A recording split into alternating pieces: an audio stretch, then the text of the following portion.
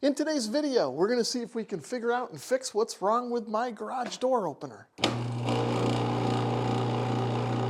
It looks like the chain is moving a little bit and then something inside of here is stripped out. Before we get too far along with this repair, I want to let you know that I'm not an expert. I'm just a homeowner. So I'm offering this up for entertainment value only. If you're going to work on your garage door opener, you may want to seek help from a professional before you do it. In the next few clips, you're going to see me remove the garage door opener completely from the garage. You don't have to do that in order to fix what I'm about to fix in this video. The only reason I'm doing it is because it's super cold out here and I'd rather work inside where it's warm than out here where it's cold. The motor and drive track all come down as one unit. So the first thing we need to do is disconnect the garage door from the drive track. In order to disconnect the door, I first need to pull this cotter pin and then just push this pin out of the way. And then as you saw, the lever that connects up to the garage door just drops out of the way. And just to take the lever all the way out of my way, I'm going to pull the cotter pin and pin out of this side too. Before we move over to the drive unit, I just want to show you that there is a hinge pin right here that we're going to leave connected. And eventually, this whole track is going to pivot on that hinge pin, and then we can remove that later. Now I can work on removing the bolts that hold the drive motor to the frame. Since I don't have a helper working with me, I'm just going to grab this strap and tie the motor off to the frame so that I can remove the bolts and then lower this down in a controlled way. Now that that's loose, I can untie my strap and get this lowered down. Now, one thing I didn't account for was these wires.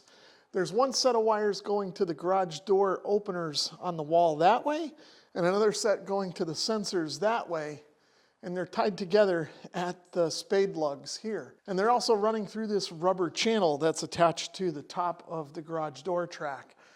So right now, I'm just going to kind of pull that off and let those kind of stay where they are. Now that the motor is lowered and all the wires are sort of up out of the way here, I can pull this last cotter pin.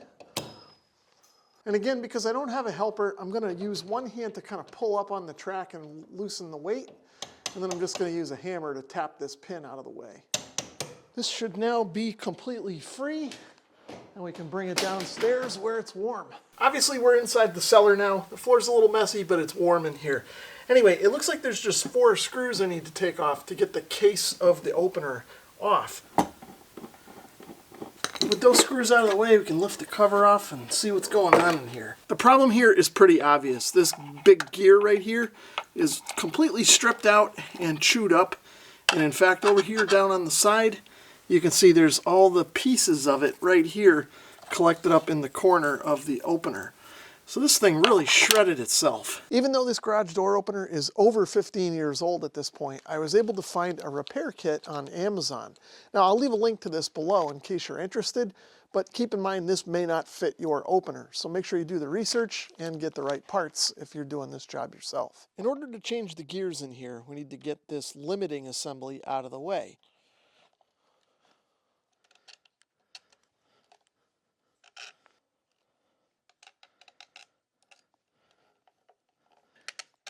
With those 4 screws removed, this assembly just comes up and out of the way, and then I can disconnect this connector and set the whole thing aside.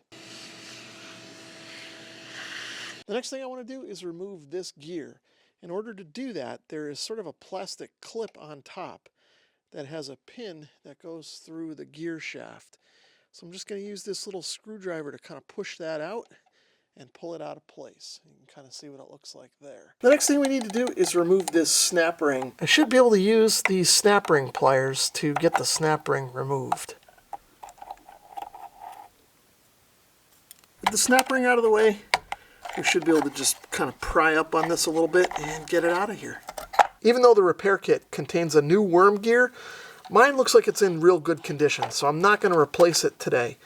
It looks like in order to get this old one off of here, I've got to pull the motor assembly out of here and then use something to drive this pin out of the motor shaft. So I think I'm just going to leave this alone and replace just this gear. And speaking of the repair kit, here's everything that comes with it. Over here we have a new main gear, and this includes new snap rings, the plastic one on the top and the metal one that holds the gear directly on.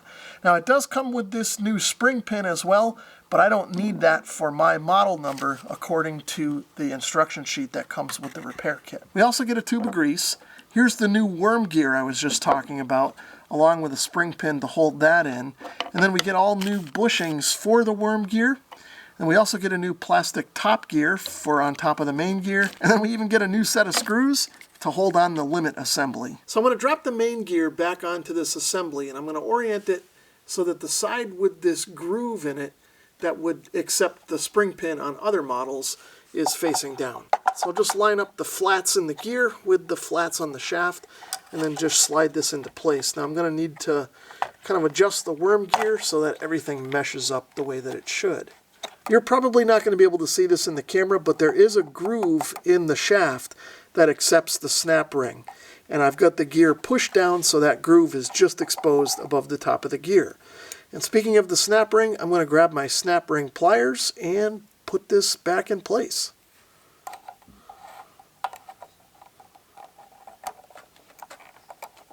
Now I'll bring in the new top worm gear, and I'll drop it on the shaft so that this collar with the U-shaped hole in it is facing up. And then I can line that up with the hole that's in the drive shaft and bring in this new plastic snap pin and to hold it in place.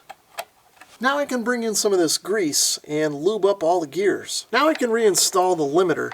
And I want to make sure that this gear meshes with this gear properly. Now that everything's lined up where it should be, I'll just bring in the screws and reinstall those. When tightening up these screws, I want to keep in mind that this is all just plastic. So I want to make sure they're tight, but I don't want to tighten them too much. And I also want to be careful that I don't cross-thread anything, or I'll be starting over with a whole new assembly. Now I can grab this connector and reinstall it. And then I'll make sure that these wires are in this clip that's on the limiter assembly. And then same thing back here.